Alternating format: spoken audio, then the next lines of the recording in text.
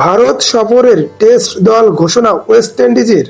ভারতে স্পিন সহায়ক পিচের কথা মাথায় রেখেই 15 সদস্যের টেস্ট দল ঘোষণা করেছে ওয়েস্ট ইন্ডিজ নির্বাচকেরা। দলে ফিরিয়েছে দুজন স্পিন খেলতে দক্ষ ব্যাটারকে। দল নির্বাচনে গুরুত্ব দেওয়া হয়েছে স্পিনারদের ওপরেও। ভারতের বিরুদ্ধে 2টি টেস্ট ম্যাচের সিরিজ খেলতে ভারতে আসছে ওয়েস্ট ইন্ডিজ। প্রথম টেস্ট ম্যাচ খেলবে 2 অক্টোবর ও দ্বিতীয় টেস্ট ম্যাচ খেলবে 10 অক্টোবর। রোস্টেন চেজের নেতৃত্বে 15 সদস্যের দল বেছে নিয়েছে ওয়েস্ট ইন্ডিজ নির্বাচক কমিটি।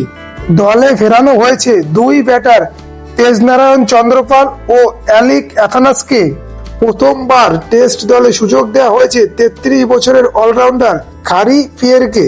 ফর্মে না থাকায় বাদ দেওয়া হয়েছে প্রাক্তন ক্যাপ্টেন ব্রেথওয়েটকে। চলুন দেখে নিয়ে যাক ওয়েস্ট ইন্ডিজের 15 সদস্যের দল।